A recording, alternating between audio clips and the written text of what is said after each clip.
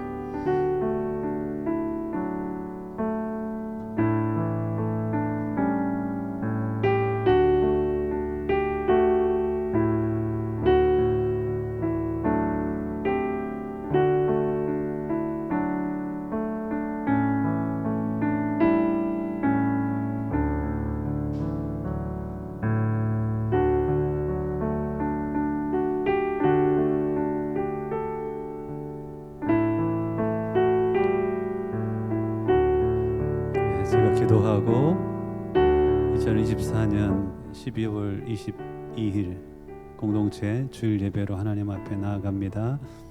기도 올리겠습니다. 여호와는 네게 복을 주시고 너를 지키시기를 원하며, 여호와는 그 얼굴을 네게 비추사 은혜 베푸시기를 원하며, 여호와는 그 얼굴을 네게로 향하여 두사 평강 주시기를 원하노라. 하나님의 은혜가 우리에게 필요합니다. 주님, 모인 이들, 또 모일 수 없는 이들 한 사람 한 사람에게 찾아가 주시어서 그들의 심령을 은혜로 만지시고 주님이 기뻐하시는 예배하는 자로 다시 일어나는 귀한 은총을 허락하여 주옵소서. 하나님의 긍휼만이 우리를 살릴 수 있음을 고백합니다. 주님, 우리를 불쌍히 여기시고 친히 행하시고 회복된 백성들의 입술의 고백과 삶의 열매를 통하여서 주님 영광을 받아 주옵소서. 이 시간 주님을 찬양합니다. 주를 사랑하는 마음으로 찬양케 하시고 주님을 경외하는 마음으로 우리의 마음을 은혜로 만지시어서 회복된 심령으로 주님을 찬양하며 찬양 가운데 임재하시는 하나님을 경험하는 귀한 예배의 자리가 되게 하옵소서. 우리를 위하여 주님이 계시지만 나아가 주님을 위하여 우리 살아가는 주님의 참 백성들로 다시 일어나는 귀한 예배가 되기를 원하옵고 우리 주 예수님의 이름으로 기도하옵나이다. 주님의 보혈을 의지함으로 나아갑니다. 예수님의 보혈로 예수님의 보혈로 예수님의 보혈로 눈같이 이게 예수님의 보혈로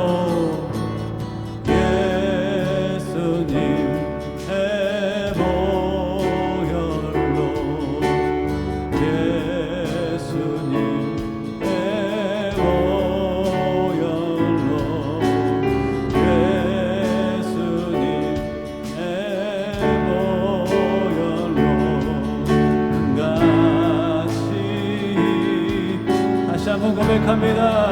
예수님의 보혈로 예수님의 보혈로 예수님의 보혈로 예수님의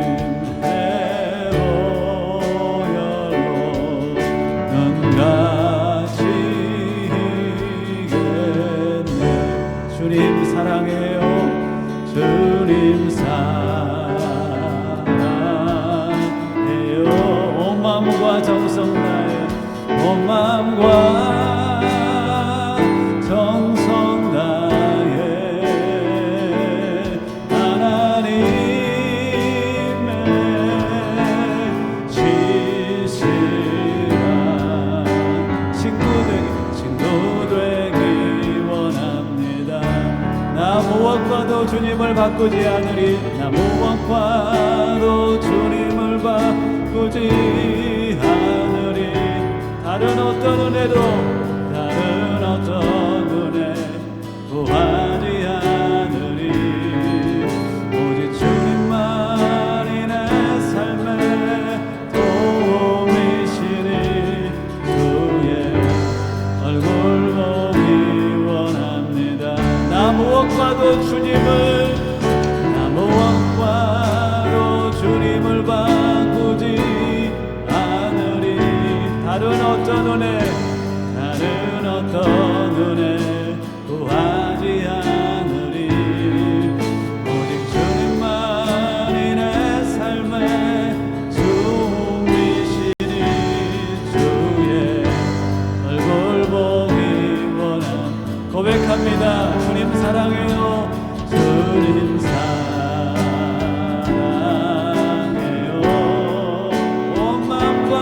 온 마음과 정성 다해 하나님의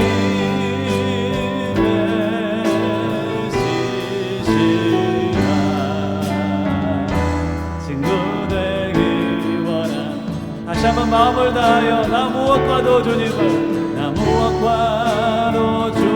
바꾸지 않으리. 다른 어떤 은혜 구하지 않으리.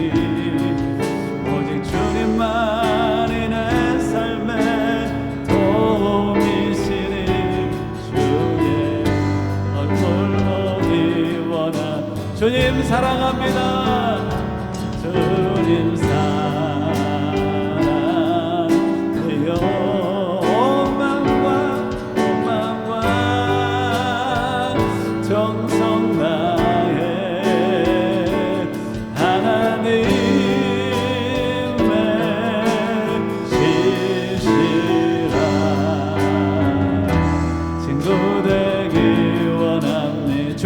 사랑해요.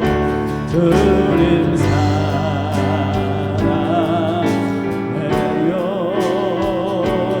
온 마음과 정성 다해 하나님의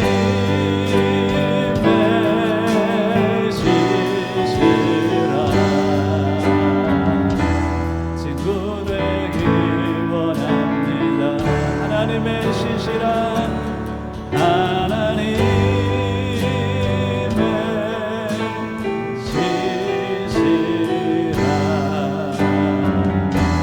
친구 되길 원합니다.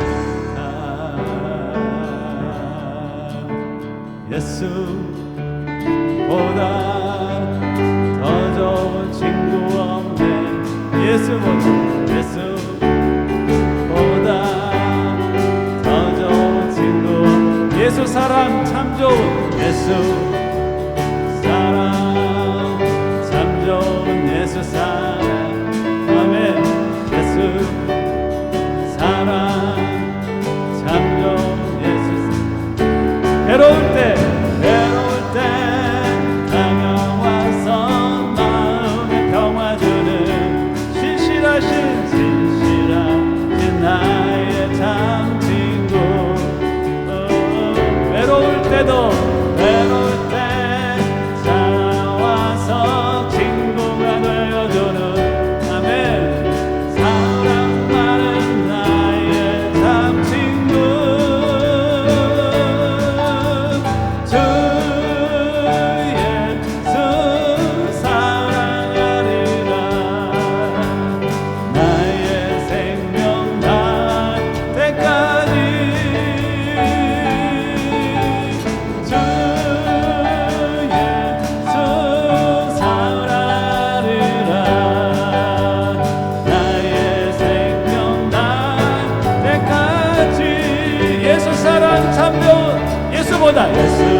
예수보다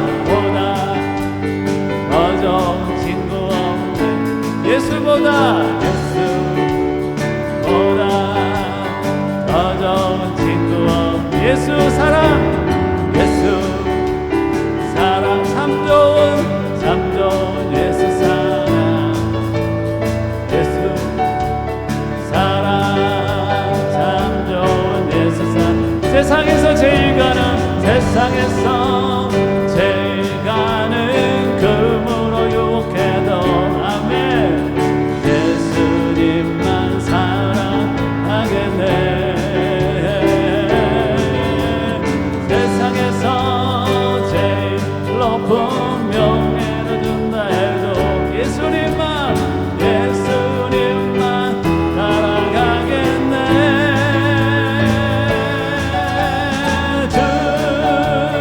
예수 사랑하리라. 나의 생명 날 때까지 주 예수 사랑하리라. 나의 생명 날 때까지 주 예수 사랑하리라. 주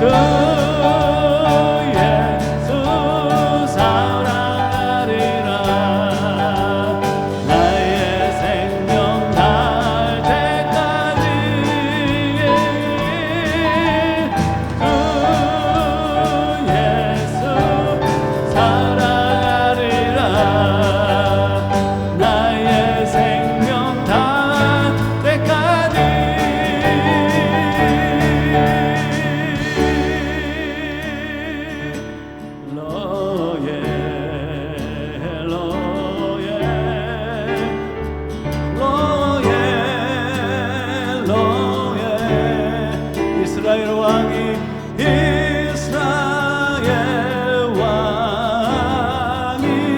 나하셔. 로예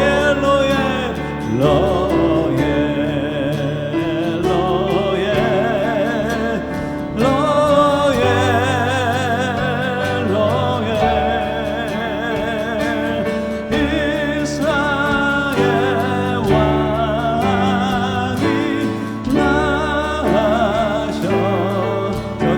받게 전을 받게 한밤 중에 양심의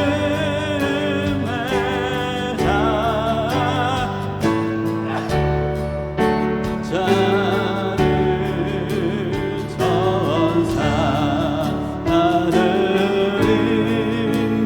전하여 전하신 소식 들어 너의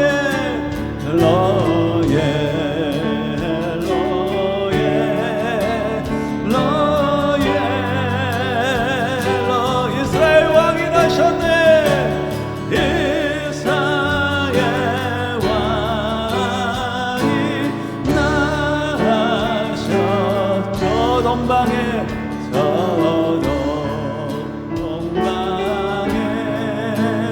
변하나가 이상한 빛을 비추어 이 땅 위에 큰 영광이 나타날 징조하여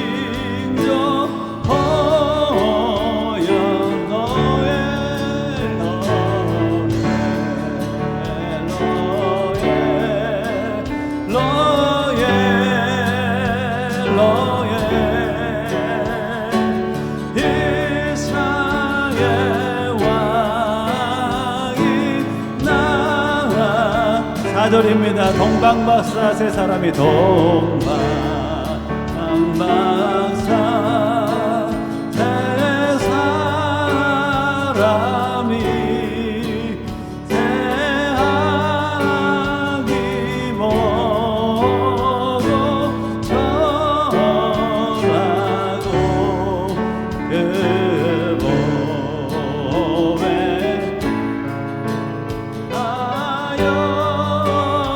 하여서 세 가지의 예물 드려요. 이스라엘 왕이 나라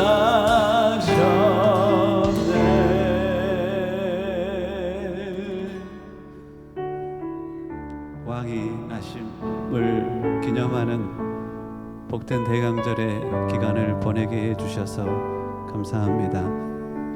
나 때문에 오신 주님 앞에 많이 감사하는 예배, 그리고 다시 오실 주님을 기대하고 소망하는 복된 시간들이 되기를 소망합니다. 구원받은 백성으로서의 참 기쁨을 누리며 살게 하시고, 다시 오실 주님 앞에 어떤 것을 내밀지 그 거룩한 고민 가운데 참 신앙의 열매를 거두며 살아가는 귀한 저희들 되기를 소망합니다. 한 영혼 한 영혼을 주의 사랑의 품 위에 올려드리오니 주님 품으시고 위로하시고 격려하시며 지도하시고 옳은 길로 인도하심에 하나님의 은혜도 나타내시옵소서. 주님이 귀히 여김받는 자리가 되길 원하옵고 예수님의 이름으로 기도하옵나이다. 아멘. 우리의 신앙을 고백하는데 여러분들, 제가 이 고백이 저한테는 너무 소중해서 요한복음 1장에 주님은 나에게 이런 분이십니다라는 고백을 앉아서 하기가 좀 죄송해서 오늘은 한번 서서 고백해 보고 싶습니다. 다 함께 일어서 보시겠습니까? 주님은 나에게 이러한 분이십니다 라는 고백입니다. 우리의 신앙을 주님 앞에 요한복음 1장과 3장 16절로 고백합니다. 시작. 태초에 말씀이 계시니라. 이 말씀이 하나님과 함께 계셨으니 이 말씀은 곧 하나님이시라. 아멘. 그가 태초에 하나님과 함께 계셨고 만물이 그로 말미암아 지은 바 되었으니 지은 것이 하나도 그가 없이는 된 것이 없느니라. 영접하는 자 곧 그 이름을 믿는 자들에게는 하나님의 자녀가 되는 권세를 주셨으니 이는 혈통으로나 육적으로나 사람의 뜻으로 나지 아니하고 오직 하나님께로부터 난 자들이니라.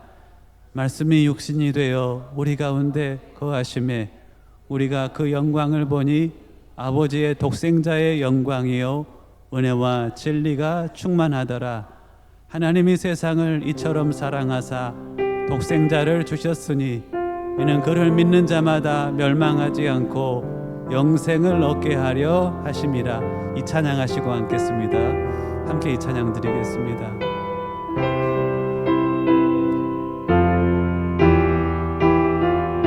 주님, 이 이름은 예수님의 이름을 찬양합니다. 능력의 이름 예수, 능력의 이름 예수, 마음을 다하여 고백합니다. 권능의 이름 예수, 모든 강력을 다하는 예수. 아멘. 생명 되신, 마음을 다해 고백합니다. 치유의 이름 예수, 치유의 이름 예수, 용서의 이름, 용서의 이름 예수. 아멘. 자유 주시는 그 이름 예수, 생명 되신, 생명 되신 예수. 거룩한 이름 예수. 할렐루야. 거룩한 이름 예수, 빛을 주는 예수, 빛을 주는 예수.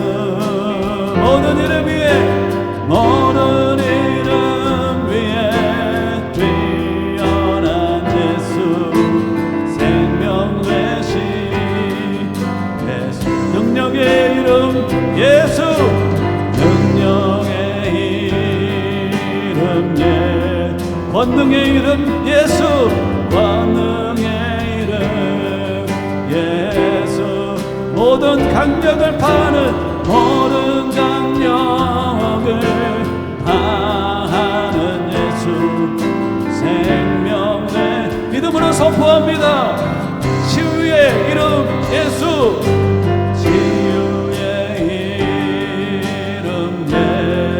용서의 이름 예수, 용서의 이름 예수.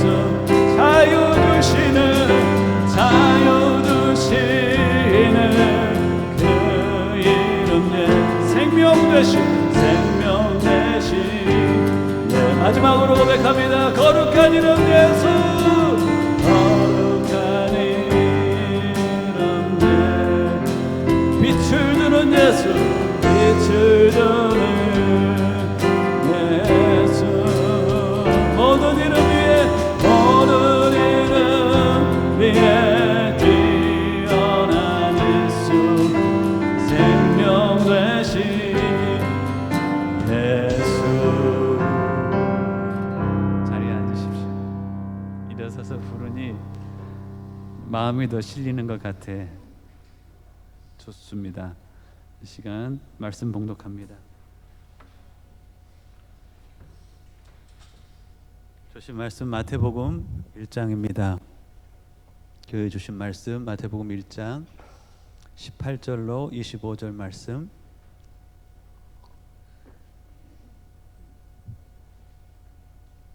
마태복음 1장 18절로 18절로 25절 말씀입니다. 다 같이 한 목소리로 봉독할 때 하나님 주신 말씀으로 받겠습니다.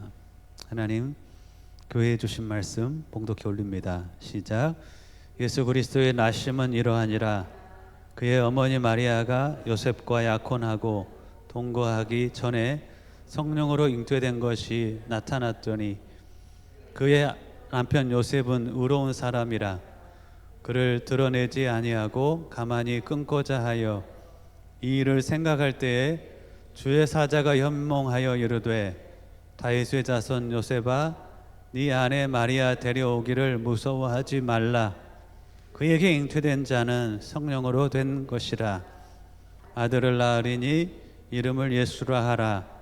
이는 그가 자기 백성을 그들의 죄에서 구원할 자이심이라 하니라.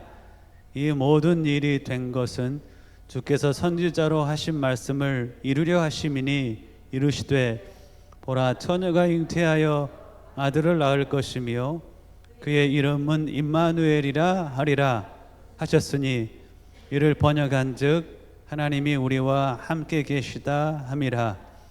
요셉이 잠에서 깨어 일어나 주의 사자의 분부대로 행하여 그의 아내를 데려왔으니 땄으나 아들을 낳을까지 동침하지 아니하더니 나음의 이름을 예수라 하니라. 아멘. 잠깐 기도 올립니다. 하나님, 귀한 영혼들을 주의 손 위에 올려드립니다. 말씀하시고 역사하시는 주님을 만나는 예배가 되게 하옵소서. 사람의 말로 받지 않고 주님의 말씀으로 받기를 소원한 자들마다 성령의 임재와 그 기름 부으심의 가르치심을 허락하시고 내 삶의 레마로 다가오는 그 말씀으로 인하여 힘을 얻는 귀한 은혜의 자리 되게 하옵소서. 감사하옵고 예수님의 이름으로 기도합니다. 아멘. 메리 크리스마스입니다. 즐거운 성탄 기간을 보내고 계시는지요? 대강절의 소망 세 번째 시간입니다. 가장 귀한 선물이라는 제목으로 함께 말씀을 나누고자 합니다.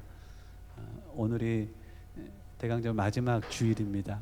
대강절은 크리스마스 성탄절 전에 한 4주간 정도를 대강절이라는 절기로 보냅니다. 대강이라는 말은 주님의 오심을 기다린다라는 뜻입니다. 즉 오신 주님에 대한 감사, 그리고 다시 오실 주님에 대해서 소망하는 감사와 소망의 절기라고 생각하면 되겠습니다. 한번 따라서 해보시겠습니까? 감사와 소망의 절기. 시작. 감사와 소망의 절기. 너무 이것이 감격이 되었을 때는 40일간 교회에서 모였습니다.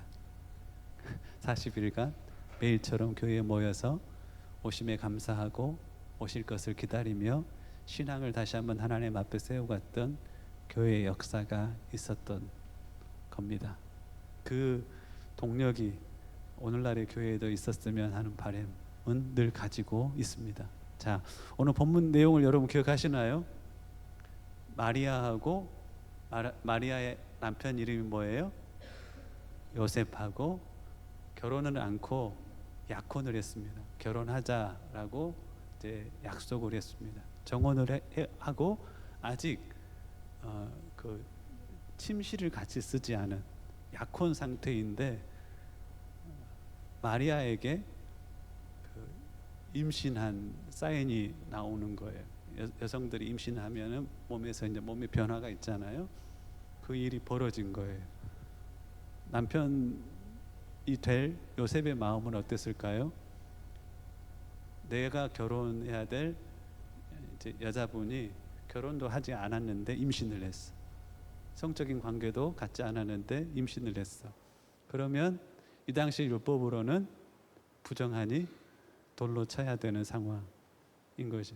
결혼할 수 있겠어요, 없겠어요? 여러분들 같으면 준현아, 결혼할 수 있겠어, 없겠어? 도저히 결혼할 수 없지.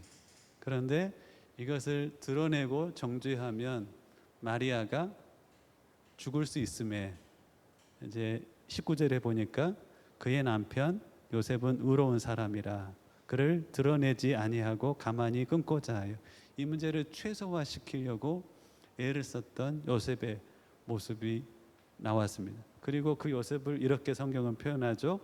요셉은 의로운 사람이라, 착하고 바른 사람이었습니다. 그래서 의를 세워가지만 덕을 무너뜨리지 않는 지혜가 있었던 것 같습니다. 고민하고 기도하면서 어떻게 해야 되나, 그 의로운 요셉, 바른 삶을 살았던 요셉은 문제가 최소화될 수 있도록 많이 애썼던 것 같습니다. 자, 그때 주의 사자가 꿈에서 나타나서 요셉에게 뭐라 하는 장면이 나옵니다. 자, 여러분들, 먼저 여러분들이 꼭 알아야 될 것은 요셉은 의로운 사람으로서 이 문제를 지혜롭게 해결하려고 했습니다. 즉 요셉의 의로운 뜻이 있었습니다. 근데 요셉의 의로운 뜻으로 했으면 질문입니다. 하나님의 뜻은 이루어졌을까요? 이루어지지 않았을까요? 요셉이 본인의 의로운 뜻으로 이 문제를 해결하려고 했으면 결혼하지 않았을 거예요. 마리아는 아마 정죄받고 죽을 수도 있었을 거예요. 요셉의 의로운 뜻이 이루어졌다라면 하나님의 온전하신 뜻이 이루어졌을까요? 안 이루어졌을까요? 그렇죠. 신앙생활하면서 이 부분을 여러분들이 늘 생각하며 사셔야 됩니다. 나의 의로운 뜻이 하나님의 온전한 뜻을 거스릴 수 있어요. 나의 착한 뜻이, 나의 선한 뜻이 하나님의 뜻을 거스릴 수 있어요. 자, 요셉의 의로운 뜻과 하나님의 온전하신 뜻이 forces를 이루어요.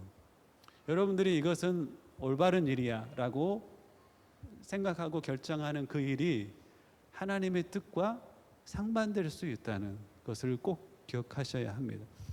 하나님 앞에 기본적으로 의롭고 바르고 선하게 살아가야 합니다. 그런데 의롭고 선하고 바르게 살아가는 삶을 살아가면서도 늘 뭐 해야 됩니까? 물어봐야 돼요. 이것이 하나님의 뜻에 부합한지를 물어봐야 하는 겁니다.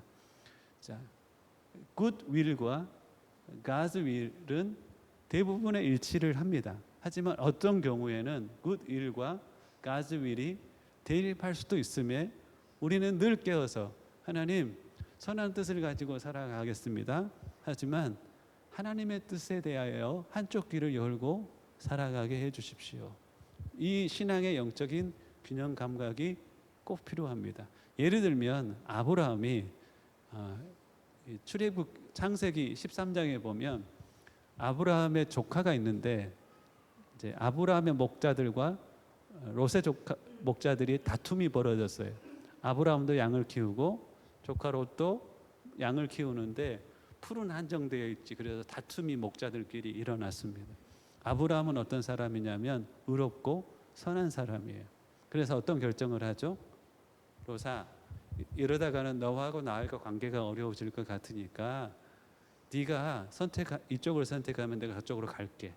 네가 저쪽을 선택하면 내가 이쪽으로 갈게 하면서 네가 우하면 내가 좌하고 네가 좌하면 내가 우하겠다라고 해요.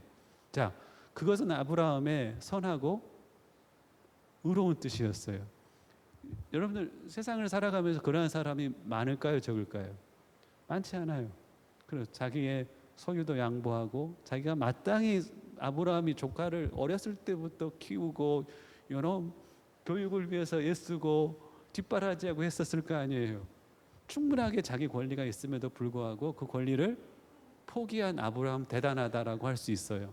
그 의로운 뜻이 결국 어떻게 될 수 있었냐면 아브라함에게 하나님이 준 가나안 땅이 롯에게 돌아갈 수 있었던 위험한 상황이 바로 창세기 13장의 상황이란 말이에요.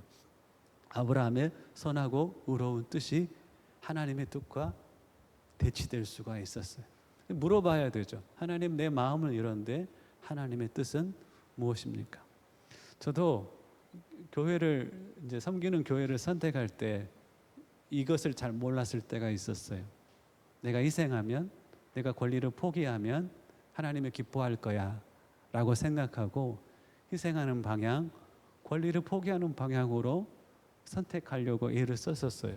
결국은 그것이 하나님의 뜻이 아니다라고 하나님께서 제게 말씀하셨을 때가 있었던 것 같습니다. 여러분들이 평생 살아가면서 이 균형 감각을 꼭 가지고 이것을 분별하는 영적 감각을 가지고 살아가셨으면 좋겠습니다.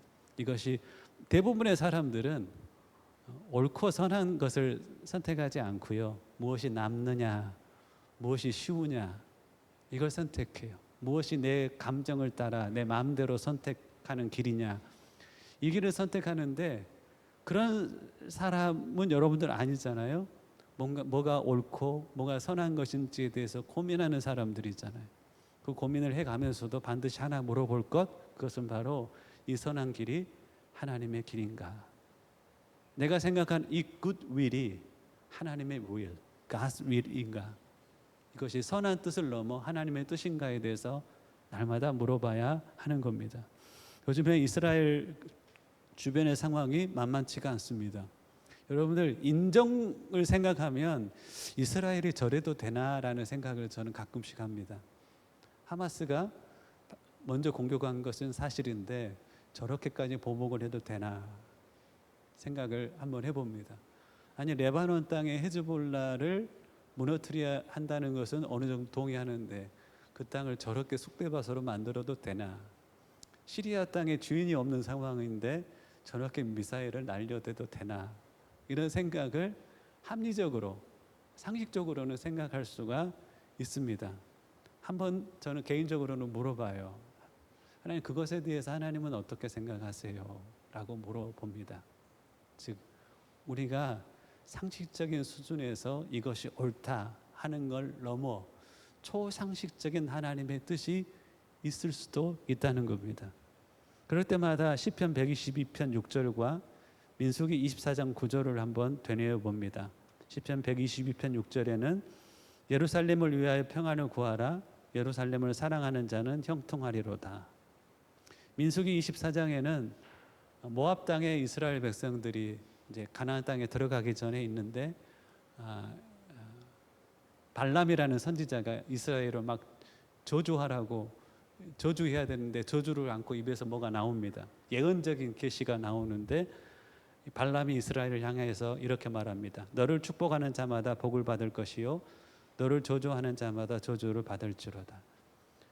아브라함 창세기 12장에 아브라함을 부르실 때 했던 그 약속은 동일하게 어디까지 연결되냐면 이스라엘 백성들까지 또 연결이 되는 겁니다. 이스라엘을 축복하는 자는 복을 받을 것이고 이스라엘을 저주하는 자는 저주를 받을 것이다. 이것이 하나님의 뜻이라는 겁니다.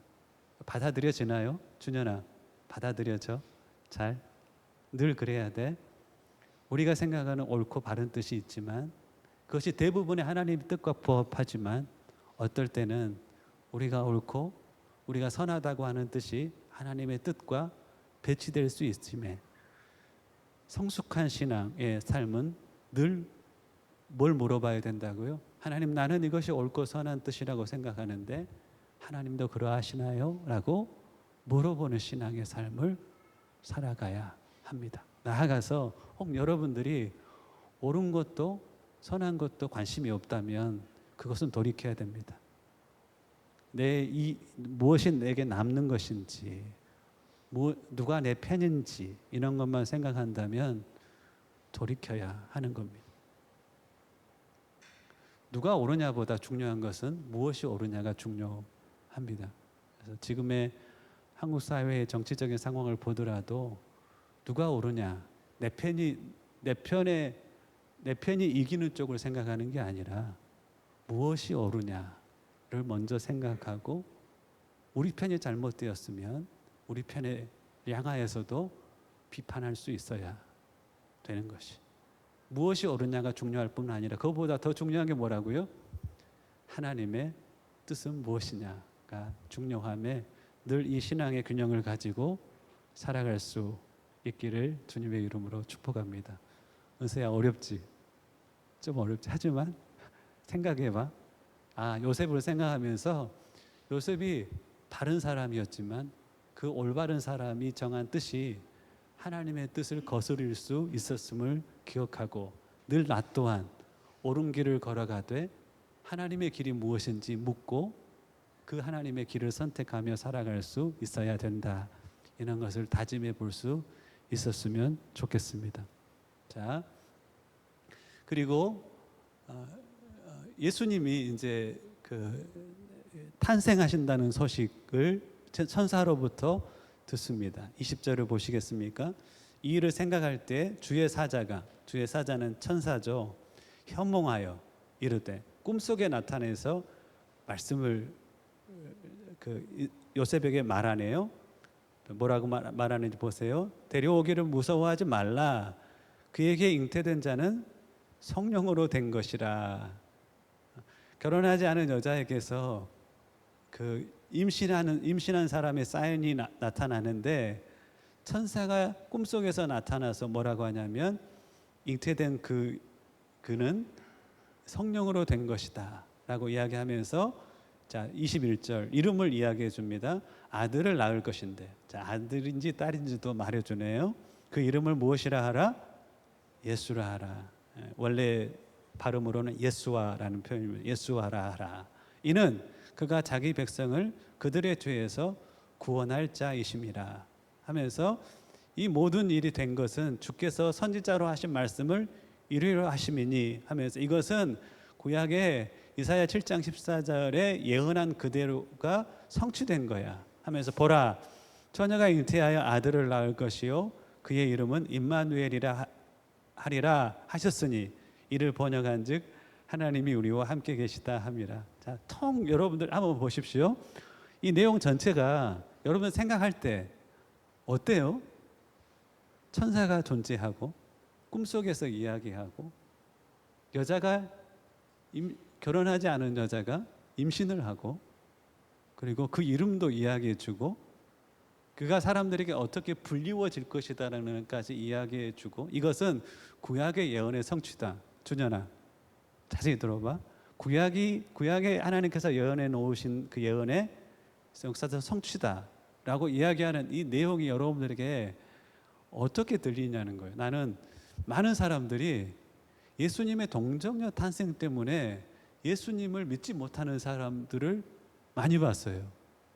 예수님의 동정녀 탄생과 예수님의 죽으셨다가 부활하신 그 이야기 때문에 예수님을 믿지 않은 사람들을 많이 봤다는 거예요. 여러분들 혹시 그런 친구들 본 적 있나요? 야, 어떻게 결혼하지 않은 여자, 남자를 알지 못하는 여자가 아이를 뵐 수가 있어? 어떻게 죽은 사람이 다시 살아날 수가 있어? 그런 이야기를 하는 그 기독교 내가 믿을 수 없어 라고 하는 이야기를 살아가면서 듣게 될 거예요. 근데 반드시 여러분들이 이런 이야기를 들을 때 꼭 이 이야기를 여러분들이 꼭 해주셨으면 좋겠어요. 앞을 보세요. 자, 예수님의 동정녀 탄생에 대해서 많은 사람들은 과학을 이야기합니다. 과학적으로 그게 가능해? 사이언스를 이야기합니다. 자, 과학이 아닌 것이 두 종류가 있습니다. 첫 번째는 비과학이라고 하죠. 비과학. 그리고 나머지 하나는 반과학이라고 합니다. 이걸 구분할 수가 있어야 됩니다. 과학이라는 것은 증명이 가능한 지식의 총체. 즉 어떤 사건이 이것은 과학적으로 사실이야라고 하려면 무엇이 필요하냐면 반복해서 일어나는 관찰했었을 때 반복해서 일어나면 그건 사실이야. 진화라는 것이 과학이 되려면은 진화라는 것이 반복해서 일어나는 것이 관찰이 되면 됩니다. 두 번째는 뭐냐면 관찰을 통해서 검증이 될 뿐 아니라 실험을 통해서 검증이 되면 그것을 검증이 가능한 지식의 총체에 넣는 과학이라고 이야기를 하는 겁니다. 여러분들 과학은 믿을만 해요? 믿을 수 없어요? 믿을만 하죠. 반복돼서 발생하니까 실험을 통해서 그것이 검증이 되니까 그걸 사이언스라고 말하는 겁니다. 우리 동의가 너무 좋아하는 과학 말입니다. 근데 과학이 아닌 것이 있는데 과학이 아닌 것은 두 가지가 있어요. 하나는 비과학이라고 해서 non-science라고 하고 하나는 반과학이라고 해서 안티 사이언스가 있어요. 안티 사이언스는 뭐냐면 여러분들 지구 평탄 이론이라고 들어보셨어요? 지금도 지구가 평평하다고 믿는 수십만 명의 사람이 있다는 거 아세요? 이 사람들은 여러 가지 그 증명을 하려고 하는데, 야, 요즘에 인공위성이 하늘 높이 올라가서 지구를 촬영하는 시대에 끝까지 지구는 평탄하다라고 믿어. 이것을 뭐라고 하냐면 안티 사이언스라고 하는 거야. 우리가 눈을 열어서 우주를 보잖아. 우주를 보면 다들 동그랗잖아. 그렇지. 중력 이론도 이야기해 줄 뿐 아니라 다들 동그랗잖아. 근데 왜 유난히 지구만 평평하다고 이야기하는 이유를 모르겠어. 그냥 우주를 바라봤을 때 어떤 행성, 만원경이 있으니까 요즘에 고성능 만원경이 어떤 행성이 평평하다, 이런 게 발견이 되면 지구가 혹시 그럴 수 있어라고 하는데, 전체 우주를 살펴봐도 다 동그랗고, 그리고 인공위성에서 촬영한 지구도 동그랗고, 지구에서 관찰을 할 때 저 멀리 수평선 넘어서 배가 점점점 올라오는 걸 봤었을 때도 상식적으로 생각하면 지구는 동그란데, 굳이 이 사람들은 지구는 평평하다고 우기고 믿어. 이것이 증거라고 하면서 살펴보면 그것이 합당한 증거도 아니야. 이것을 뭐라고 하냐면 안티 사이언스라고 하는 거예요. 크리스찬도 있잖아요. 크리스찬이 아닌 영역에 두 종류의 사람이 있다는 거 아세요? 크리스찬이 아닌 영역에 두 종류의 사람이 있는데, 하나는 안티 크리스찬이 있어요. 기독교에 대해서 대적하고 반대하는. 그리고 또 한 영역은 뭐가 있냐면 비기독교인이 있어요. 이것을 넌 크리스찬이라고 하죠.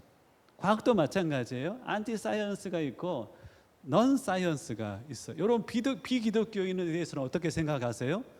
기독교인으로서 비기독교인들에 대해서는 우리가 반감을 가지고 있지는 않잖아요. 두려움을 가지고 있지는 않잖아요. 사랑의 대상, 복음을 전할 대상으로 생각을 하잖아요.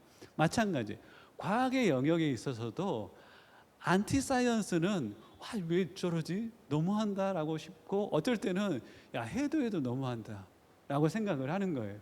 그런데 과학의 영역에 있어서도 넌 사이언스, 즉 비과학에 대해서는 어떻게 생각할까요?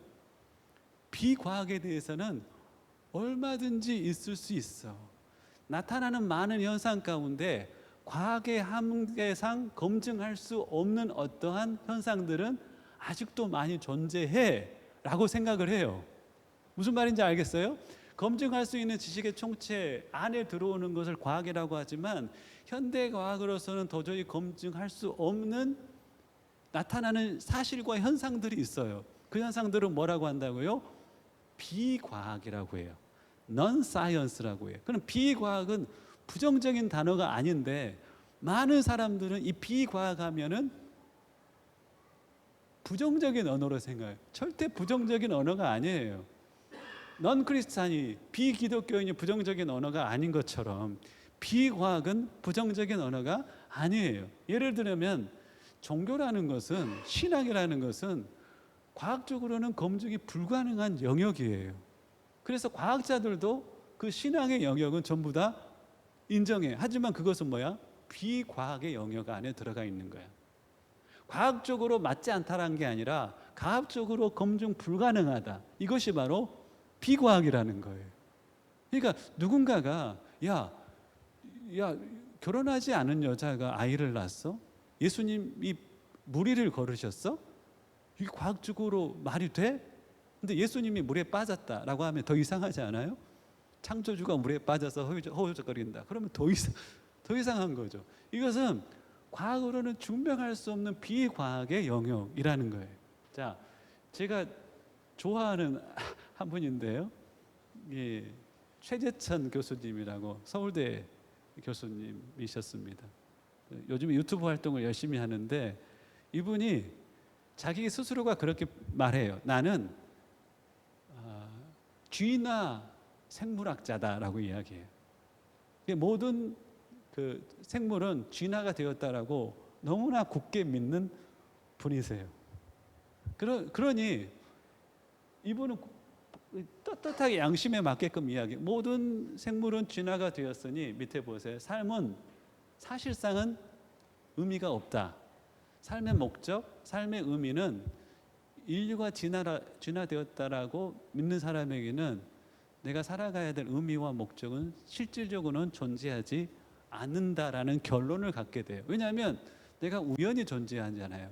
내가 진화가 되어서 우연히 존재한다면 그 우연히 존재하는 어떤 나라는 존재에게 삶의 의미라는 게 있을까? 삶의 목적이라는 게 있을까? 제가 대학교 1학년 때 이 고민이 너무 심했어요. 공부는 않고 캠퍼스로 뚜벅뚜벅 오른손 왼손에 손을 놓고 걸어가면서 만약에 하나님이 안 계신다면, 진화가 사실이면 삶은 무의미하다. 무의미한 삶은 어떻게 살아가야 되나? 두 가지다. 고통이 오면 죽으면 되는 것이고 삶은 즐기면 되는 거야. 이 두 가지 결론을 갖게 되더라고요. 안 그러나요? 삶은 즐기면 되는 것이고 고통이 오면 죽으면 되는 것이다. 딱 이 두 가지 결론을 얻게 되더라고요. 근데 만약에 하나님이 살아계시면 나는 어디서 와서 어디로 가야 되는지가 결정이 되는 것이고 나는 목적이 있어서 이 땅 가운데 보내진 것이라는 게 너무나 분명한 거예요. 그래서 제 유일한 가장 큰 기도 제목이 뭐였다고요? 하나님이 살아계시는지, 신존재를 정말로 규명하고 싶었어요. 하나님의 살아계시면 내 삶의 방향은 완벽하게 달라지는 거야. 근데 하나님의 살아계시지 않으면 나는 분명하게 내 삶의 방향은 너무나 분명했어. 삶은 즐기는 것이고 고통이 오면 죽으면 되는 것이었어요. 그때 하나님이 어느 날 제 삶 가운데 찾아오셨어요. 제가 얼마나 기뻤는지 여러분들 아세요? 하나님이 살아계시는 거예요. 나는 무의미한 인생이 아니라 목적을 가지고 의미를 찾아 살아가는 인생 중에 하나구나. 너무나 분명. 이전에는 정말 창세기 1장에 보면 공허하고 어둡고 혼동스러운 것 뿐이었지만 주님이 내 삶 가운데 찾아오신 이후에는 너무나 분명해졌어요. 자, 근데 이분은 그게 없는 거야. 그 창조주를 아직은 받아들여지지 않은데 뭐 한다고요? 교회를 다녀요. 이 진화생물학자가 삶은 무의미하다고 스스로 이야기하면서 왜 교회를 다니냐면 독실한 기독교인이었던 아내를 만난 거예요. 어머니가 학교 시험장에 보내놓고 불당에 가가지고 그 간절히 불쌍하게 빌었던 분이신데 이분이 사랑하는 대상이 독실한 기독교 집안의 기독교 여인이었어요. 어머니가 기적이 일어났는데 내가 이 여자를 사랑합니다. 결혼을 했으면 하는데 조건이 딱 하나 있다는 거예요. 뭐냐면 교회 다니는 거랍니다. 어머니가 깊게 고민하더만 다음 날 교회를 다니기로 결정을 하셨어요. 그리고 그 문중이 어르신 다 와서 결혼하는 그날 그 불자 아니면 유교를 숭배하는 자들에게 찬송가 적혀 있는 그 결혼 예식 그걸 다 나누어지는데 깜짝 놀라서 어머니 쳐다보니까 내가 기독교인이라고 어머니가 전체를 자기를 그렇게 지켜줬던 어머니. 근데 이 사람이 교회를 다니는데 아내하고 약속했으니까 교회를 다닐 거 아니에요? 그런데 본인이 과학 안에서 이해할 수 없는 증명할 수 없는 많은 일들이 교회 가운데 벌어지더라는 거예요. 그것이 뭐라고요? 어느 영역이라고요? 비과학의 영역, 즉 과학이 아닌 영역이 아니라 과학으로는 검증할 수 없는 영역에 실제를 경험하고 있는 사람들이 교회 가운데 있더라는 거예요. 저렇게 큰 고통이 있음에도 저런 감사의 고백으로 살아갈 수 있다? 뭔가 성령의 역사를 보면서 저건 뭐지? 나는 과학적으로 증명할 수는 없지만 실제 하는 그것을 부인할 수가 없었던 그 영역이 뭐라고 여러분들? 비과학의 영역, 넌사이언스의 영역이 있다는 걸 여러분들이 꼭 기억하고 있어야 돼. 사람들에게 안티사이언스가 아닌 넌사이언스의 영역을 이야기를 해줘야 돼. 결코 부정적이지 않은 과학이 아닌 영역이 아닌 과학이 검증할 수 없는 영역이 있다는 거예요. 자, 이 사람은 이분 알렉산더라는 분이시죠. 미국의 아주 탁월한 그 뇌과학의 탁월한 성과를 거두었던 과학자시죠. 교회는 다녔는데 이분은 굳게 뭘 믿었냐면 인간의 모든 생각과 감정은 뇌의 작용이라고 굳게 믿었어요. 그리고 거기에 대한 논문도 많이 썼던 분이었어요. 우리가 감정을 느낀다, 이건 뇌의 작용이야. 우리가 뭔가를 생각한다, 이건 뇌의 작용이야. 뇌가 멈추면 생각이나 감정도 멈춘다고 생각했어요. 근데 이 사람에게 축복인지 불행인지 모르지만 뇌에 문제가 생겨서 뇌사 상태에 빠진 거예요. 뇌는 정지되었고 심장만 뛰고 있어요. 하루 이틀 사흘 나흘 닷새가 지나고 7일째 번쩍 눈이 떴어요. 사람들은 깜짝 놀랐죠. 이에 동료들도 너는 죽었었다. 뇌가 죽어 있었다. 근데 이 사람은, 이분 알렉산더는 인식이 살아 있었어요. 생각하고 느끼는 것이 살아 있었어요. 그리고 이 사람은 영적인 어느 곳에 다녀왔어요. 그리고 책을 썼는데 나는 천국을 보았다라는 책을 썼어요. 이런 경험을 통하여서 이분 안에는 내가 과학으로는 절대 증명할 수 없는 비과학의 하지만 실제하는 그 영역이 있더라라고 이야기를 하는 거예요. 이것이 바로 이거예요. 신앙도 그렇고 성령의 역사도 그렇고 오늘 나와 있는 거 있죠. 하나님의 예언이 성취된다. 이거 과학이에요? 비과학이에요? 비과학이에요. 너무나 놀라운 비과학이에요. 여러분들, 제가 한 번은 좌골신경통 때문에 너무 힘들었어요. 병원에 가도 약 먹어도 안 나아요. 근데 집사님 한 분이 내가 침 놓는데 한번 침 놓는데 와라. 에이, 과학적인 병원에서 못 치료하는데 무슨 침 하나로 치료할까? 근데 그냥 방법이 없잖아. 너무 아프니까. 그래서 그분이 하는 곳에 그 사무실에 갔어. 누구라 해놓고 침을 몇 방 딱 놨는데 깨끗하게 사라지는 거예요. 침술은 옛날에는 비과학의 영역 안에 있었지만 지금은 어때요? 과학의 영역 안에 들어와서 한의학이 그런 상황이에요. 옛날에는 과학적으로 발전이 안 돼 있을 때 검증이 불가능한, 하지만 실제하는 것들이 과학이 발전되면서 이제는 검증한 과학의 영역으로 들어온 것들이 있다는 거예요. 뭐가 문제예요? 과학이 문제라는 거예요. 비과학이 받아들여지지 않은 것은 과학이 부족하기 때문이고요. 심리학도 마찬가지예요. 인간의 심리에 관한 것은 비과학의 영역이었어요. 하지만 프로이드라는 학자를 통하여서 이 심리학이 사회과학이라는 영역으로 들어와서 검증을 하려고 하죠. 자, 이전에는 비과학이었던 것이 지금은 과학의 영역으로 들어오는 많은 것들이 있습니다. 제가 자료를 하나 찾아봤는데요. 사이언스와 넌 사이언스에 대한 글입니다. 한번 보세요. 과학과 비과학은 결코 우열 관계가 아니다. 과학이 높고 비과학은 열등해. 그게 아니라는 거예요. 비과학과 과학은 누가 높고 낮음의 관계가 아니다. 과학과 비과학의 경계는 언제든 변화할 수 있다. 과학 그 자체는 무오류가 아니며 확실하지도 않다. 불확실성과 싸우는 것이 과학이다. 과학은 언제든 반증되고 뒤집어질 수 있는 특성이 있음을 이해해야 한다. 과학이 불완전하다는 것은 과학자들은 다 인정합니다. 그것이 과학의 본질이다. 만유 인력의 가설을 주장하고 증명한 뉴턴의 물리학도 아인슈타인의 상대성 가설에 의해 많은 내용이 뒤집혔다. 아인슈타인의 일부 주장도 양자 물리학에 의해 수정되고 있다. 동휘야, 사실이지? 사실이에요. 과학은 한계가 있어요. 그래서 비과학적인 많은 영상들을 증명하거나 설명할 수 없는 거예요. 젊은이들, 특별하게 젊은이들은 꼭 이걸 알아야 돼요. 안티 사이언스는 문제가 확실히 있어요.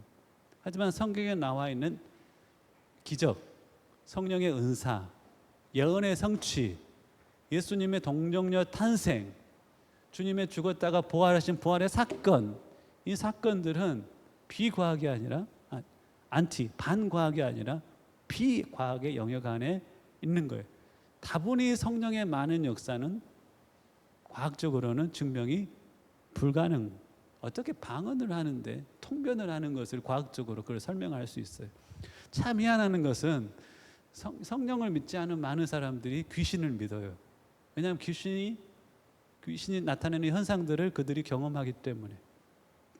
축구 선수 중에 이영표라는 선수가 신앙을 갖기 전에 그런 고민을 했대요.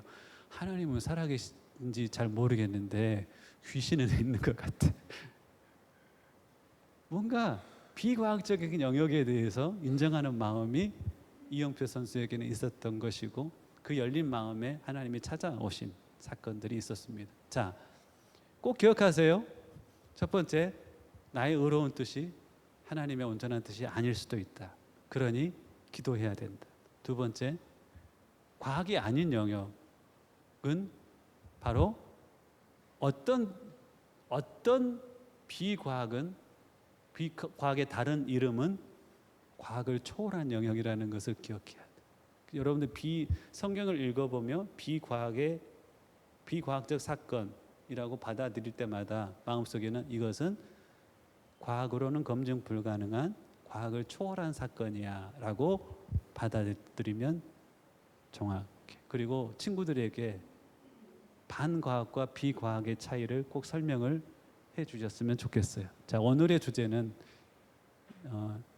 25일 날 크리스마스 성탄 감사 주일하고 연결돼서 마지막에 조금만 맛보도록 하겠습니다. 본문에 나타난 이름들이 있습니다. 이것이 오늘 주제인 하나님이 우리 가운데 주신 너무나 귀한 선물과 연결되어 있는데요. 오늘 본문에 나타난 이름은 바로 세 가지가 있어요. 부모가 존재와 역할을 소망하며 지어진 이름, 너는 이런 사람이 되어라, 너는 이런 일을 이루어라 라고 하면서 부모가 여러분들에게 소망의 이름을 지어줬죠. 그죠? 오늘 본문 안에는 요셉이라는 사람이 있습니다. 요셉은 이름의 의미는 더하여 준다는 뜻이지만 왜 요셉의 부모는 예수님의 아버지의 이름을 요셉이라고 지었을까요? 구약의 요셉과 같은 사람으로 살아라, 이런 존재로 이런 역할을 하며 살아라 라는 소망을 품고 요셉이라는 이름을 지어줬을 겁니다. 자, 두 번째 이름이 있습니다. 바로 하나님이 존재와 역할을 계획하고 지어진 이름이 있습니다. 마리아에게 잉태된 이 아이의 이름을 천사 가브리엘이 요셉에게 나타나서 이름을 지어줍니다. 그 이름은 뭐였죠? 바로 21절, 아들을 낳으니 이름을 예수라 하라. 그 의미는 그가 자기 백성을 그들의 죄에서 구원할 자이심이니라. 하나님이 여러분들을 향하여 가진 존재와 역할에 관한 이름이 있다는 거 아세요? 옛날에 에베소서 3장 나눌 때 각 족속에게 이름을 주신 하나님 앞에 무릎을 꿇고 비노니, 하나님은 우리의 삶을 향한 이름을 가지고 계세요. 그 이름은 무슨 뜻이냐면 나의 존재와 역할에 관한 계획을 가지고 계세요.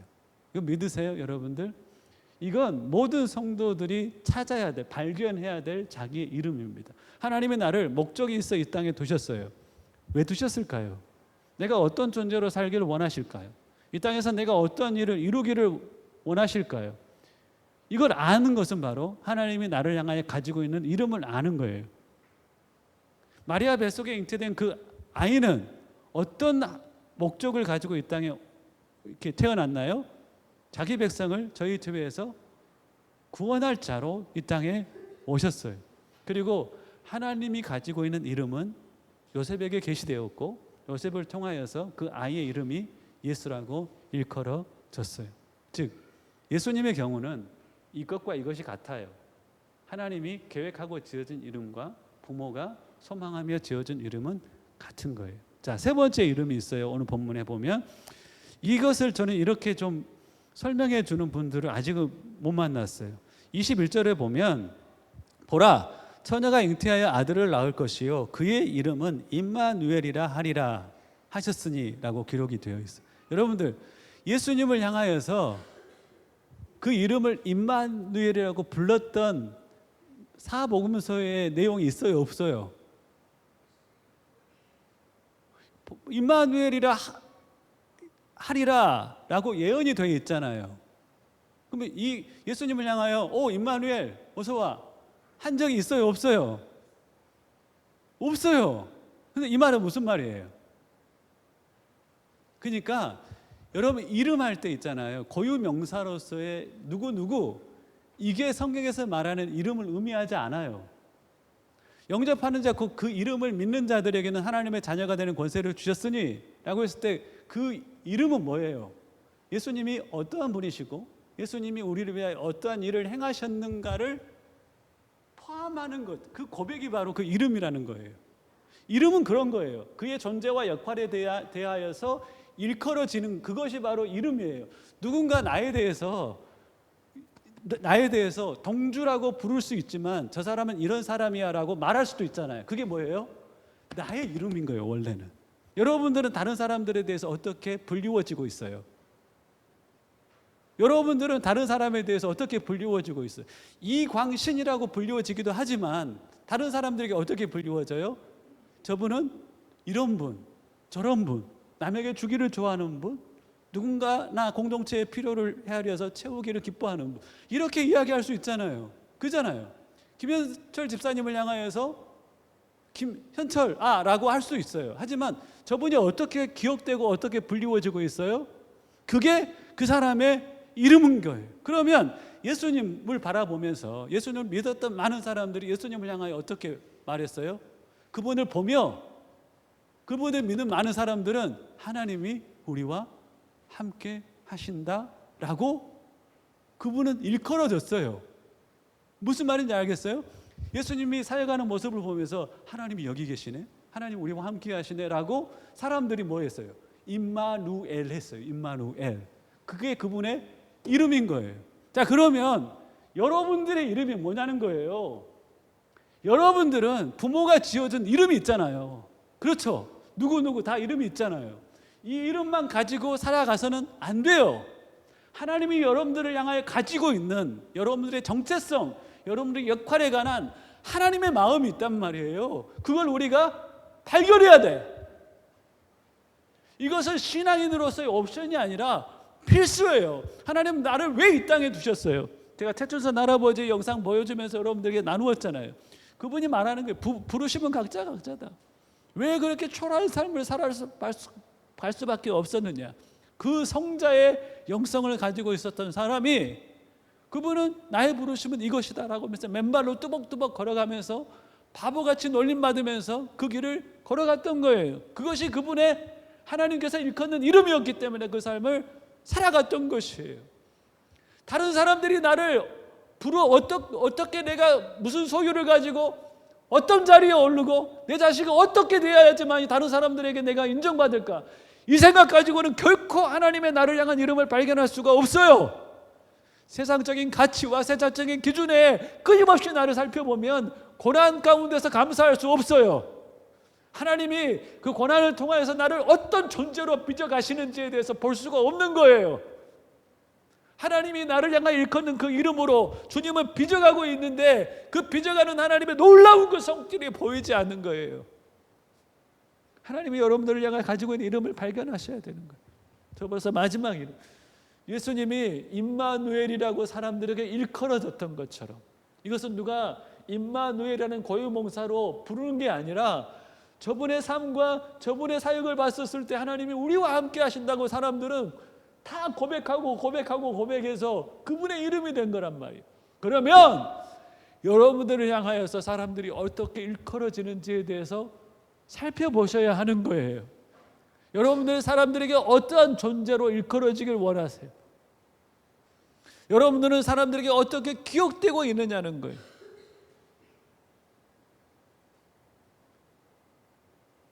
이 세 번째, 나는 어떤 이름을 가지고 있는지 여러분이 돌아보셔야 하는 거예요. 그리고 이 두 번째 이름과 세 번째 이름이 바로 우리에게 주신 하나님의 가장 귀한 선물이에요. 주님이 나의 예수화가 되셨다. 나의 죄에서 나를 구원하셨다. 이게 주님이 내 삶 가운데 주신 가장 큰 선물이에요. 십자가는 옷 전체를 벗고 올라가요. 세상에서 겪는 모든 고통 중에 가장 큰 고통을 겪는 자리가 그 자리예요. 그곳에서의 주님의 고백은 너를 구원하기 위하여 나는 무엇이든 할 거야. 너를 구원하기 위해서 나는 어떻게 되어도 좋아 라는 사랑이신 그분의 고백이 십자가에, 사랑에는 담겨 있어요. 그 이름이 바로 예수와, 나를 죄의 형벌로부터, 죄의 오염과 죄의 능력으로부터 구원하신 분이라는 예수와라는 이름이에요. 그 이름을 우리에게 선물로 주셨어요. 그래서 우리는 예수라는 이름을 부를 때마다 감격할 수밖에 없는 거예요. 두 번째, 그분이 주신 이름은 바로 임마누엘이에요. 주님이 내가 살아가는데 나와 함께 하시는, 그것만큼 놀라운 축복은 없는 거예요. 제가 몇 번 말씀드렸죠. 고린도서 1장 9절에 보면 하나님이 신실하시는데, 신실하신 하나님이 우리를 향하여서 일하고 계시는 가장 중요한 한 가지가 있대. 고린도전서 1장 9절에는 이렇게 표현하고 있어요. 너희를 불러, 죄 가운데 있는 너희를 구원해서 세상에서 불러서 그의 아들 예수 그리스도 우리 주와 교제케 하시는 하나님은 미쁘시도다. 페이스풀한 그 하나님이, 미쁘신 하나님께서 우리를 향하여서 우리를 구원하시어서 하시는 한 가지 일이 있대요. 그게 뭐예요? 우리 주 예수 그리스도와 더불어 교제케 하신다는, 주님과의 동거하고 동행하며 동역하는 그 삶을 살게 하기 위해서 그분이 애쓰신대요. 그분이 임마누엘 되게 하시기 위하여서 애쓰고 애쓰신다는 겁니다. 데살로니가전서 5장 10절 보세요. 예수께서 우리를 위하여 죽으사 우리로 하여금 깨어있든지 자든지 자기와 함께 살게 하려 하셨느니라. 주님이 왜 우리를 위해 죽으셨다고요? 우리와 함께 살기 위하여서, 우리를 위해서 죽으셨어요. 그 이름이 임마누엘로 일컬어지기를 소망하는 마음으로 그분께서는 죽으셨다는 거예요. 그래서 이제 여러분들 이 말씀 이해가 될 거예요. 로마서 10장 13절을 보면 많은 분들이 오해를 하는데요. 누구든지 주의 이름을 부른 자는 구원을 얻으리라. 이상하다. 마태복음 7장에는 주여 주여 하는 자마다 구원을 받는 것이 아니라고 했는데, 여기는 주의 이름을 부르는 자는 구원을 얻는다고 했네. 말씀과 말씀이 일치하지 않네. 그 말이 아닌 거 아시잖아요. 이 주의 이름을 부른다는 것은 그 주님을 예수와로 부르는 거예요. 예수와. 나를 죄의 형벌과 죄의 오염과 죄의 능력으로부터 주님이 나를 구원하셨습니다. 고유명사로서의 예수가 아니라 그분을 향한 나의 고백이 그렇다는 거예요. 주님이 내가 어떻게 이길 수 없는, 빠져나올 수 없는 나를 얽어매고 있는 그 죄로부터 주님이 나를 십자가의 은혜로 구원하셨네요. 이 고백이 있는 자는 구원을 받는다는 거예요. 나아가서 그분을 어떻게 일컬은 자? 주님이 나와 함께 하시네요. 열왕기상 8장 27절에 솔로몬이 성전을 지어놓고, 하나님 주님이 땅에 거하시겠습니까? 하늘이라도 주님을 모시기에는 초라할 뿐인데 하물며 이 성전에 거하겠습니까? 라고 했던 이 솔로몬의 고백이 우리의 고백이 되는 거예요. 하나님, 초라한 내 안에 하나님이신 그분이 거하신다고요? 하늘들이라도 주님을 모시기에는 초라할 뿐인데 주님이 나를 성전 삼아 나와 함께 거하신다는 거예요. 그 고백, 주님이 나와 함께 하십니다 라는 고백, 그 고백이 있는 자는 어쩐다고요? 구원을 얻는다라고 말씀하고 있는 거예요. 이것이 여러분들에게 준 예수님의 선물, 결단코 빼앗겨서는 안 될 여러분들의 고백이 되어야 하는 것. 주님이 예수하시고 주님이 임마누엘 되세요. 그거면 다 되는 거예요. 인생에 있어서 우리가 가치 있게 여기는 많은 것들이 있죠. 그것이 없으면 너무나 슬프고 아프고, 그것이 주어지면 전부를 가진 것 같은 그거 있잖아. 사람들의 인정, 어느 정도 내가 생각하는 그 수입, 그런 것들이 있잖아. 그게 아니라 그 주님이 나와 함께 계신 것, 내가 그분으로 인하여 구원받음에 대한 감격, 그 감격을 가지고 살아가길 주님께서는 우리의 삶을 바라보시면서 꿈꾸고 있는 거예요. 교회는 이 예수 동호회, 이 예수가 전부다라고 고백하는 사람들의 모임. 대강절의 소망이라는 주제입니다. 오늘의 고백은 이거죠. 성탄의 주인공 되신 주님의 이름을 나의 신앙의 고백으로 고백하며 삶으로 누리며 살아가게 하소서. 한번 따라서 같이 한번 읽어볼까요? 시작. 성탄의 주인공 되신 주님의 이름을 나의 신앙의 고백으로 고백하며 삶으로 누리며 살아가게 하소서. 주님의 이 간절한 열망이 여러분들 올 한 해가 가기 전에 여러분 삶 가운데 이루어질 수 있기를 주님의 이름으로 축원합니다. 그 주님의 성탄의 주인공 되신 그 주님의 이름을 마음껏 외치는 자리가 저는 성탄 감사 예배가 되었으면 좋겠어요. 25일 날 아침 11시에 이곳에서 예배 모여서 함께 예배합니다. 끝나고 나서 고아원 방문할 거예요. 우리가 받은 은혜, 받은 사랑을 괴로워하고 공고한 영혼들을 찾아가서 은혜를 나눌 때 하나님께서는 많이 기뻐할 것이라고 믿는 것입니다.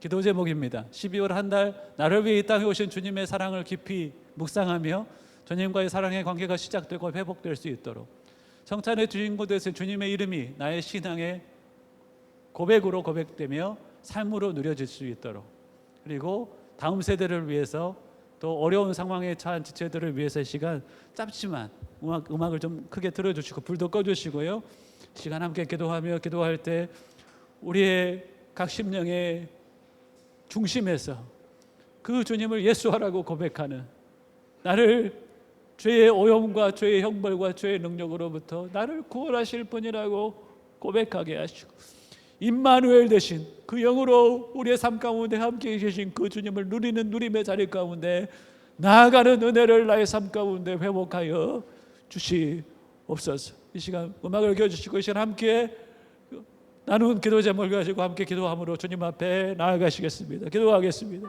살아계신 아버지 하나님 감사합니다. 모인 한 영혼 한 영혼을 주 예수 그리스도의 이름으로 축복합니다. 개인의 힘으로 삶의 사슬에서 자유케 될 수 없는 인생들인 것을 주님 고백합니다. 주님 우리를 불쌍히 여겨주시옵소서. 사슬로부터 자유케 하시고 주님을 예수하러 고백하며 주님을 임마누엘이라고 고백하며 그 구원의 자리 가운데 기쁨으로 나아가는 복된 신앙인들이 되게 하여 주시옵소서. 사랑하신 아버지 그 영으로 임재하시사 하나님을 향한 믿음의 고백으로 나아가게 하여 주시되 주님이 예수와이십니다. 주님이 임마누엘 되십니다. 주님의 이름만이 이곳에 있습니다. 주님의 이름을 나의 고백으로 고백하며 나아가게 하시고 그 이름의 합당한 삶을 삶 가운데 누리는 복된 백성들 되게 하여 주시옵소서. 그 시비에 떠나가게 하여 주시고 하나님께로부터 오자는 모든 생각들이 위급을 불고 떠나가게 하시며 주님의 은혜만이 역사들 가운데 임하며 주님의 그 권능이 역사하며 그 이름이 우리가 고백하는 그 이름이 되어지는 역사가 일어나게 하여 주시옵소서.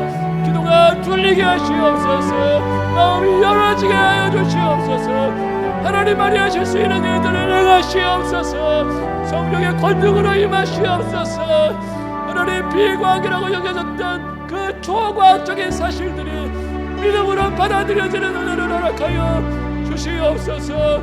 주님의 동정과 탄생, 주님의 그 십자가의 은혜, 주님의 죽으심과 부활하심이 믿어지는 역사가 일어나게 하여 주시옵소서. 왕적으로 건드릴 수 없는 그 사건들이 성령의 역사로 말미암아 마음 가운데 들어오게 하여 주시고 그 참된 신앙의 삶이 이대로 다시 시작되는 은혜를 모인 메시지를 가운데 허락하여 주시옵소서. 주여 우리를 불쌍히 여기시고 우리를 다시 새롭게 하시며 새로운 피조물로 다시 한번 하나님 우리를 새롭게 하여 주시옵소서. 주의 사심으로 덮으시옵소서. 임마누엘 임마누엘 임마누엘 되신 주님, 임마누엘 되신 주님을 되게 하시고 예수와 되신 주님을 하나님 참으로 마음의 중심으로 고백하며 나아가는 백성들 되게 하시옵소서. 주님이 나의 예수와이십니다. 주님이 나의 임마누엘 되십니다. 주님이 나의 예수와이십니다. 주님은 임마누엘 되십니다. 주님은 예수와이십니다. 주님은 임마누엘 되십니다. 주님은 나의 예수와이십니다. 그래서 우리를 구원하실 분이심을 믿습니다. 예수 안에 신 주님을 찬양합니다. 임마누엘 되신 주님을 찬양합니다. 하나님이 하시옵소서. 함께 하시옵소서. 독하시옵소서.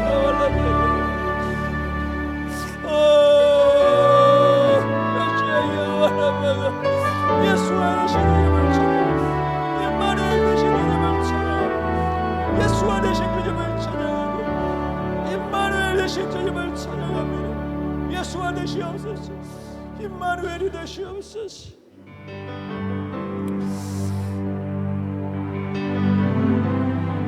하나님 감사합니다. 주님을 예수와라고 고백하고 주님을 나의 임마누엘이라고 고백할 수 있는 복된 심령 되게 해주셔서 감사합니다. 나를 죄의 형벌로부터 구원하신 주님 감사합니다. 나를 죄의 오염으로부터 자유케 하신 주님 감사합니다. 나를 죄의 능력으로부터 이기게 하시는 주님 감사합니다. 그 예수와 되신 주님의 이름을 찬양합니다. 나를 성전 삼아 내 안에 거하시며 나를 통하여 세상 가운데 당신을 나타내기를 열망하신 그 주님을 찬양합니다. 주님은 우리의 임마누엘 되심에 그 임마누엘 되신 주님을 찬양하며 주께 나아갈 수 있게 해주셔서 감사합니다. 한 사람 한 사람이 주님을 예수하러 부를 때 주님이 주와 그리스도 되어 주시옵소서. 한 사람 한 사람이 주님이 나와 함께 계심에 감사합니다라고 고백할 때 그들의 심령과 삶 가운데 하나님의 나라가 임하는 역사가 있게 하여 주시옵소서. 감사하옵고 예수님의 이름으로 기도하옵나이다. 아멘.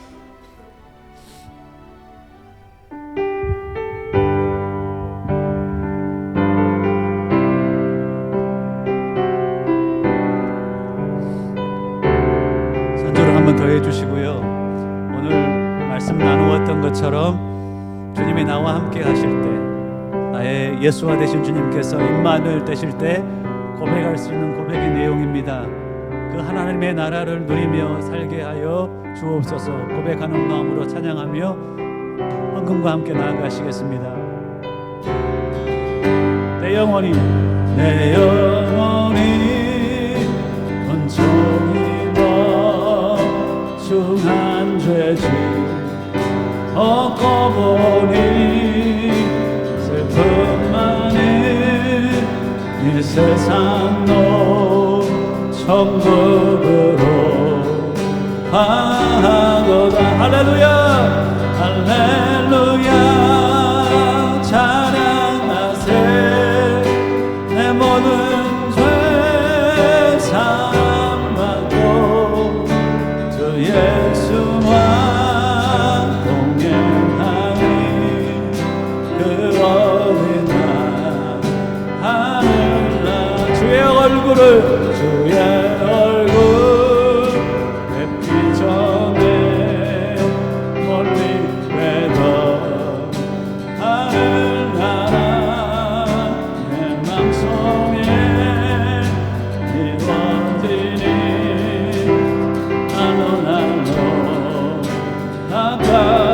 할렐루야 할렐루야 찬양하세. 내 모든 죄 사함받고 주 예수와 동행하니 그 어린 날 하늘나 높은 산이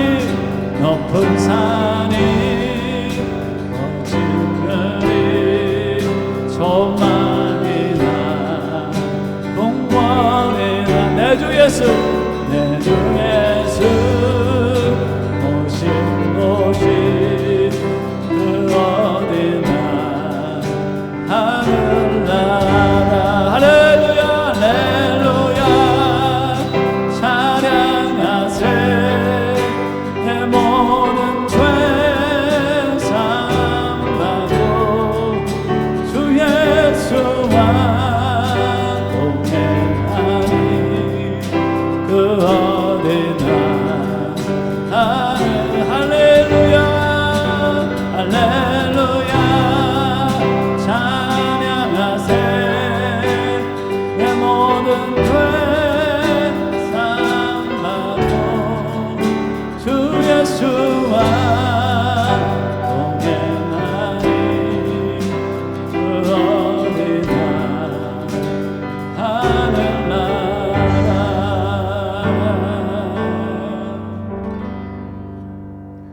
예수와의 이름으로 오신 주님, 임마누엘의 이름으로 우리와 함께 계신 주님, 주님이 예수와 되시고 임마누엘 되심을 성도들의 입술로 함께 고백하며 나아가게 하심에 참으로 감사합니다. 주님이 죄의 형벌로부터 우리를 구원하셨음을, 주님이 죄의 모든 오염으로부터 우리를 깨끗게 하였음을, 주님이 죄의 모든 능력으로부터 우리를 자유케 하실 분이심을 고백하는 이들마다 세상을 살아가며 죄와 연약함을 이기며 날마다의 승리를 경험하며 살아가는 귀한 주의 백성들 한 사람 한 사람 되게 하여 주시옵소서. 주신 은혜에 감사하여 감사의 예물로 주님 앞에 나아갑니다. 감사 제목이 있는 이들의 삶 가운데 날마다 감사의 제목들이 더하여지는 축복을 허락하시고 주정언금과 11조로 나아가는 자들마다 약속하신 복으로 채우심에 은혜도 덧입혀 주시옵소서. 감사하옵고 예수님의 이름으로 기도하옵나이다. 아멘. 교회 앞에 광고 말씀드립니다. 주님을 기뻐하는, 또 주님이 기뻐하는 교회가 되기를 원합니다. 소망을 버릴 수 없어 첫머리에 적었습니다.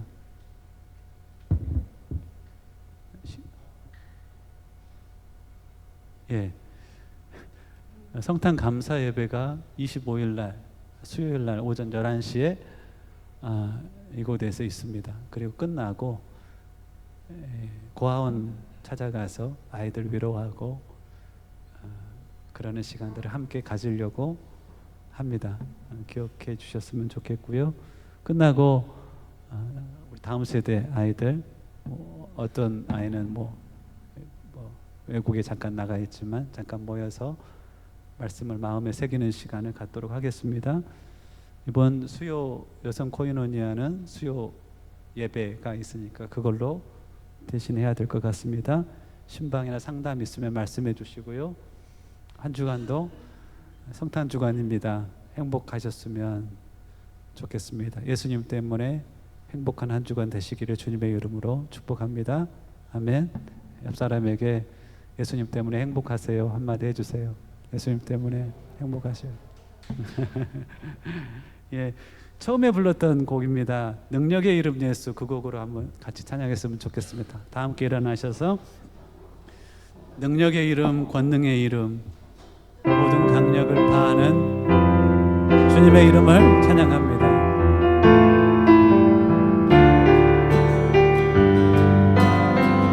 능력의 이름 예수, 능력의 이름 예수, 권능의 이름, 권능의 이름 예수,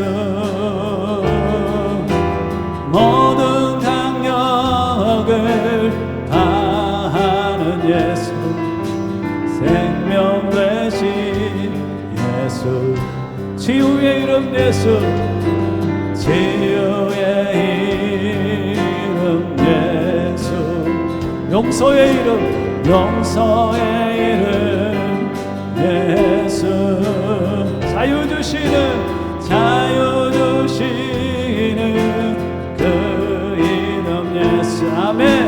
생명 되신 예수, 거룩한 이름 예수, 거룩한 이름 예수, 빛을 주는, 빛을 주는 예수, 모든 이름 위에, 모든 이름 위에 뛰어난 예수, 생명 되신 모든 이름 위에 뛰어난 예수. 할렐루야. 모든 이름 위에 뛰어난 예수, 생명 되신 예수.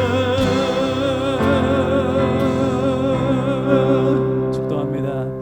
이제는 예수와 되시고 또 임마누엘 되신 우리 주 예수 그리스도의 크신 은혜와 아버지 하나님의 그 무한하신 사랑하심과 성령님의 교통하심, 멈추지 않으시는 그 은혜의 역사하심이 주신 말씀을 하나님이 내게 주신 말씀으로 받아 삶 가운데 말씀으로 승리하며 살기를 소원하는 모인 주의 백성들 한 사람 한 사람 머리 위에 이제와 영원까지 함께 하시기를 간절히 축원하옵나이다. 아멘.